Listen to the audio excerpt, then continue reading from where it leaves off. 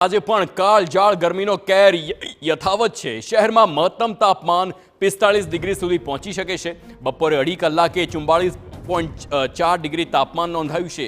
શહેરના રસ્તા સુમસામ જોવા મળ્યા છે। ગરમીના કારણે લોકોના જનજીવન પર સીધી અસર જોવા મળી છે। રાજકોટ શહેરમાં ગરમીએ અત્યાર સુધીના તમામ રેકોર્ડ તોડી દીધા છે। ગઈકાલે રાજકોટ શહેરમાં તાપમાનનો પારો છે તે 46 ડિગ્રીને પાર પહોંચ્યો છે, જે વર્ષો સુધી આ પ્રકારનું તાપમાન છે તે નોંધાયું નથી। તેની સીધી જ અસર છે તે જનજીવન પર પડી રહી છે। આજે પણ રાજકોટમાં તાપમાનનો પારો છે તે 45 ડિગ્રીને પાર પહોંચ્યો છે। આપણે હું દ્રશ્યો બતાવવા માંગીશ રાજકોટના જે રેસકોર્સ ખાતેના દ્રશ્યો છે કે જ્યાં એક પ્રકારે જે વાહનોની સંખ્યા છે તે ખૂબ જ પાંખી છે તે જોવા મળી છે।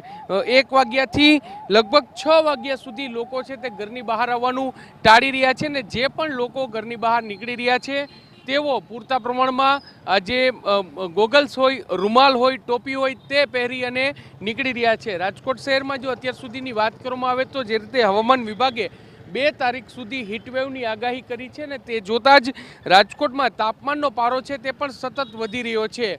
હાઈએસ્ટ અત્યાર સુધીનું રેકોર્ડ બ્રેક તાપમાન છે તે રાજકોટમાં નોંધાયું છે ને તેના કારણે લોકોના હાલ બેહાલ થઈ ગયા છે। તમે જુઓ દ્રશ્યો, એક પ્રકારે કર્ફ્યુ જેવો માહોલ હોય તે પ્રકારના દ્રશ્યો છે તે રાજકોટ શહેરમાં જોવા મળી રહ્યા છે। આરોગ્ય વિભાગ છે તેમના દ્વારા પણ લોકોને અપીલ કરવામાં આવી છે કે બપોરે 1 વાગ્યાથી લઈ અને જે 5 વાગ્યા સુધી ઘરની બહાર ન નીકળવું।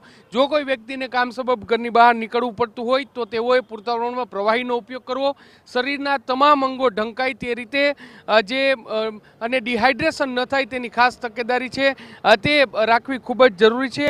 હજુ પણ 2 તારીખ સુધી આ જ પ્રકારનો માહોલ રહે તેવી પૂરી શક્યતા છે। તેને જોતા લોકોએ સાવચેત રહેવું ખૂબ જ જરૂરી છે। હાલમાં રાજકોટ શહેરના તમામ રસ્તાઓ છે તે બપોરના સમયે એક પ્રકારે સન્નાટો વ્યાપી ગયો હોય તે પ્રકારના દ્રશ્યો છે તે જોવા મળ્યા છે। હવે હવામાન વિભાગની આગાહીના પગલે લોકોએ પણ તકેદારી રાખવી ખૂબ જ જરૂરી છે। કેમેરા પર્સન ભાવેશ લશ્કરી સાથે મોહિત ભટ્ટ, TV9 રાજકોટ। સમાચાર મોરબીથી, જ્યાં માળિયા મિયાણામાં